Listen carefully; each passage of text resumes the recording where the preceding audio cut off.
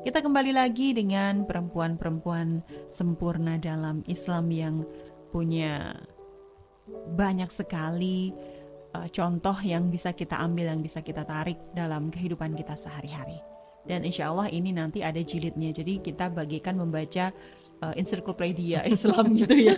Betul. Jadi ensiklopedia sejarah tentang perempuan-perempuan sempurna dalam Islam. Yang pertama kita nanti adalah Syaidah Asia. Betul. Asia. Ya. Baik. Bismillahirrahmanirrahim. Tadi kita sudah mengenal tentang nama-nama mereka, perempuan-perempuan sempurna di dalam Islam. Bahkan Rasulullah SAW mengatakan kepada Sayyidah Khadijah, ya Khadijah, inna Maryam wa Asia, sesungguhnya Maryam dan juga Asia ini Allah Ta'ala telah menikahkan aku dengan mereka berdua di surganya. Dan dikatakan Rasulullah mengatakan sesungguhnya istana dari Sayyidah Khadijah itu berada di tengah-tengah antara istana Sayyidah Asia dan juga Sayyidah Maryam. Jadi Qasru Khadijah, istananya Sayyidah Khadijah ini ada di antara istana dari Sayyidah Asia dan juga Sayyidah Maryam. Jadi kita sudah mengenal 5 orang perempuan istimewa tersebut. Yang pertama adalah Asiyah bintu Muzahim atau istri dari Fir'aun. Yang kedua adalah Maryam bintu Imran, Sayyidah Maryam ibunda dari Nabi Isa Al-Masih.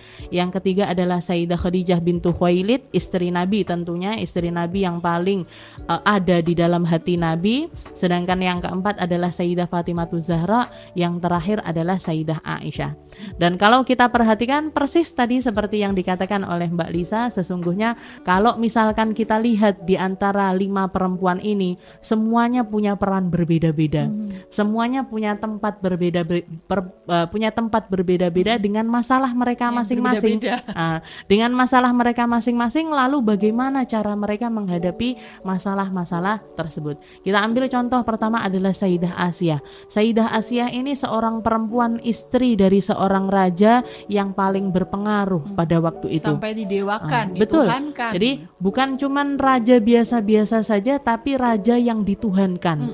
Raja yang mengaku bahwa dirinya adalah Tuhan. Dia mengatakan ana rabbukumul a'la. Aku adalah Tuhan kalian yang paling tinggi, maka sembahlah aku. Maka sembahlah aku. Istilahnya gini.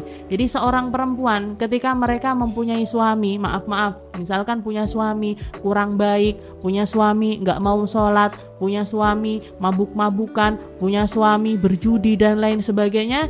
Gini kita nyontohnya sama siapa? Contoh Sayyidah Asia. Bayangkan siapa yang lebih jahat dibandingkan Fir'aun?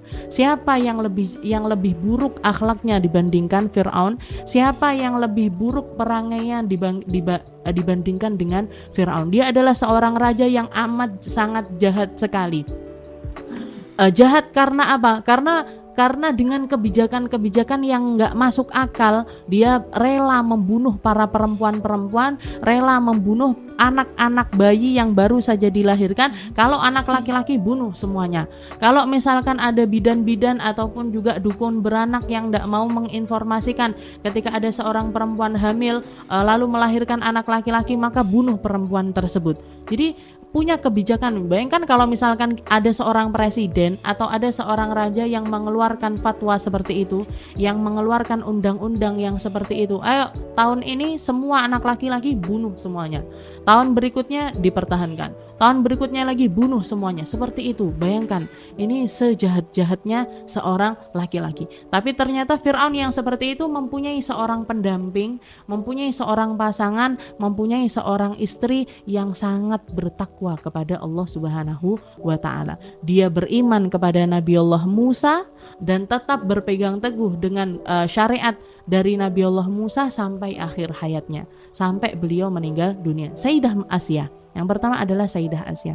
Lalu yang kedua adalah Sayyidah Maryam. Siapa Maryam ini? Perempuan tercantik sepanjang masa.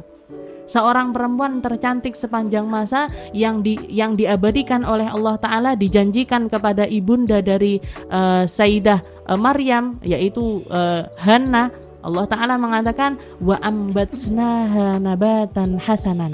Wahai Hana, kamu nggak perlu khawatir tentang pertumbuhan anakmu.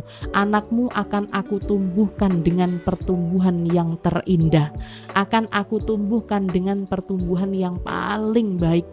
Jadi seperti apa sosok seorang Maryam itu? Perempuan paling indah sepanjang masa, paling cantik gitu paling ya, cantik sepanjang masa. Tapi bagaimana? Di satu sisi beliau mempunyai kecantikan yang luar biasa, tapi bagaimana beliau memperlakukan kecantikan tersebut? Apakah diumbar kemana-mana? Apakah dipamerkan kemana-mana? Apakah diekspos kemana-mana seperti perempuan-perempuan zaman sekarang ini yang baru cantik sedikit saja dengan PD-nya selfie. mengumbar kecantikannya di media sosial ini dan lain sebagainya. Belum lagi perempuan-perempuan yang memilih untuk menjual kecantikannya, menjual tubuhnya, menjual parasnya dan lain sebagainya demi harta duniawi yang tidak seberapa. Tapi ternyata Sayyidah Maryam memilih untuk berada di tempat ibadahnya, memilih untuk berada di tempat yang paling tersembunyi di Baitul Maqdis, mempunyai satu rumah yang tanpa ada jendela sama sekali, juga tanpa ada pintu sama sekali.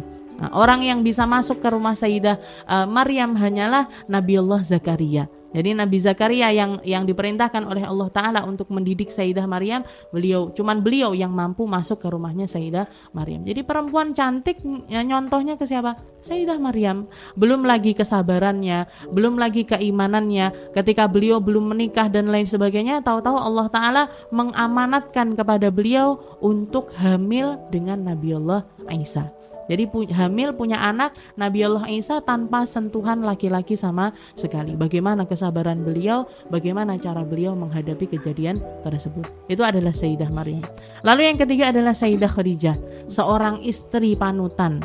Selain seorang istri, beliau juga adalah seorang entrepreneur istilahnya, seperti pengusaha itu. Perempuan. Pengusaha perempuan, bahkan pengusaha tersukses di kota Mekah waktu itu. 80% saham perdagangan di kota Mekah ada di tangan Sayyidah Khadijah.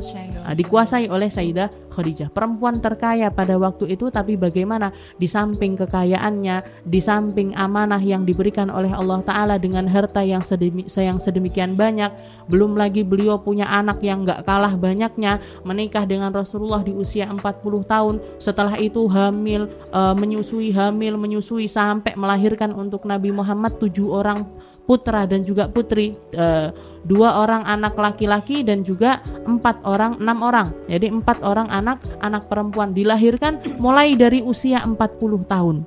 Jadi permulaan melahirkannya ini usianya adalah sudah mencapai 40 tahun. Tapi di samping itu beliau sama sekali nggak pernah mengusik, nggak pernah menyakiti hati Rasulullah SAW walaupun cuma sedikit.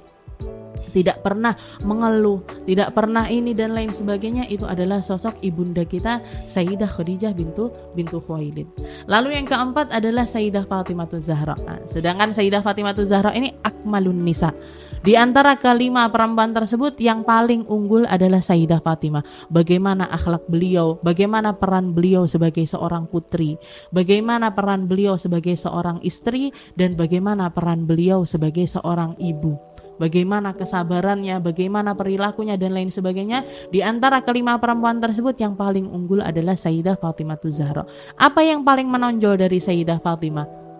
Rasa malu. Jadi rasa malu yang zaman sekarang ini mungkin hanya sedikit perempuan yang masih memiliki rasa tersebut. Hanya sedikit sekali perempuan yang masih mempertahankan rasa malu di dalam diri mereka. Kita ambil dari siapa? Sayyidah Fatimahuz Zahra. Sedangkan yang terakhir adalah Sayyidah Aisyah. Kalau Sayyidah Aisyah kita mencontoh sebagai apa? Perempuan alimah, perempuan yang mempunyai keilmuan yang sangat tinggi sekali.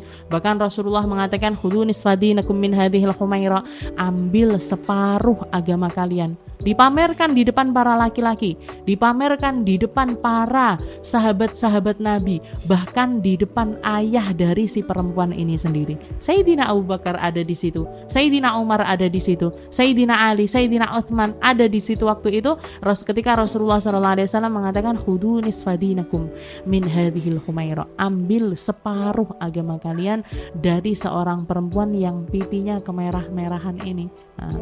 Bagaimana cara beliau menjaga menjaga diri ketika mengajar, bagaimana cara beliau bermuamalah, bagaimana cara beliau menyampaikan hadis-hadisnya, bagaimana cara beliau menyampaikan ilmu-ilmunya kepada para perempuan ataupun kepada para laki-laki.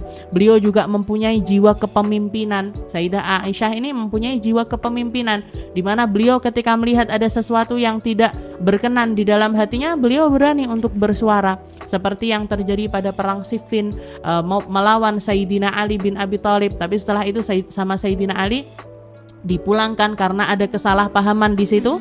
Jadi punya rasa kepemimpinan, itu adalah Sayyidah Aisyah.